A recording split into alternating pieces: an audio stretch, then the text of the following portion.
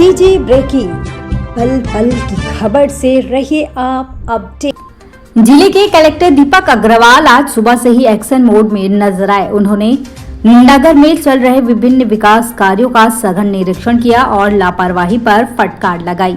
नगर पालिका, आदिवासी विभाग, लोक निर्माण विभाग, पंचायत विभाग समेत कई विभागों के निर्माण कार्यों की समीक्षा के दौरान कलेक्टर ने धीमी प्रगति और अव्यवस्था को लेकर अधिकारियों को कड़ी चेतावनी दी। कलेक्टर दीपक अग्रवाल अपने अधिकारियों की टीम के साथ पहले कलेक्टर साई मंदिर गार्डन पहुंचे, जहां लंबे समय से चल रहे निर्माण कार्य धीमी गति को लेकर उन्होंने नाराजगी जाहिर की। उन्होंने निर्देश दिया कि जल्द से जल्द कार्य पूरा किया जाए। वहीं पुराने कुर्सियों को फेंकने पर असंतोष जताते हुए कहा कि यदि वे उपयोग लायक है तो उनका सही इस्तेमाल किया जाए। इसके बाद कलेक्टर इंडोर स्टेडियम पहुंचे, जहां फैली गंदगी पर नाराजगी जताई।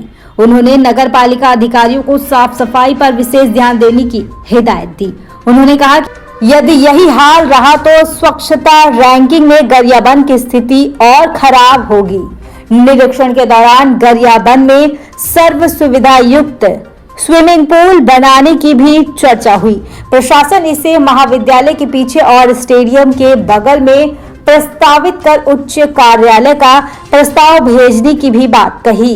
साई मंदिर गार्डन के पास अवैध कब्जों को लेकर भी कलेक्टर ने कड़ा रुख अपनाया।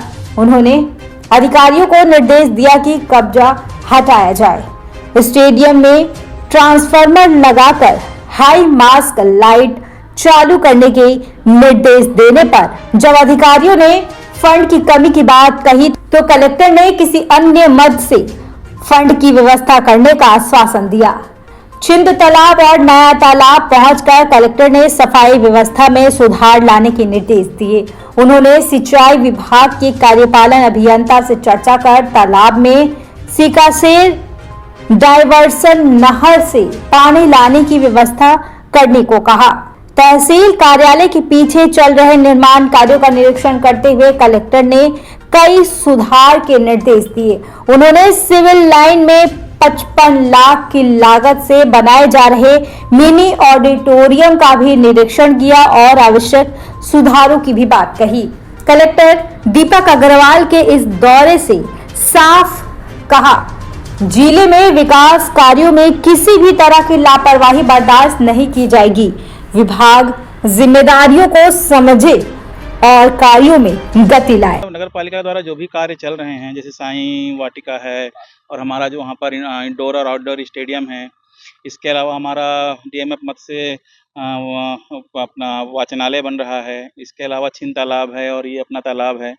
सभी जगह देखा गया है कि विकास की क्या संभावनाएं हैं। कई जगह सैंक्शन भी हुआ काम, उसको प्रगति को भी देखने के लिए था।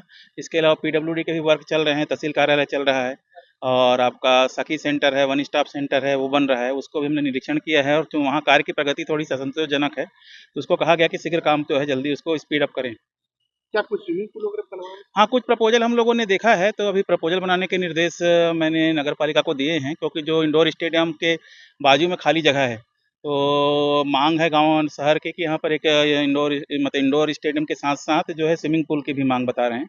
तो उस संबंध में निर्देश दिए गए हैं कि प्रपोजल बनाकर शासन को भेजें।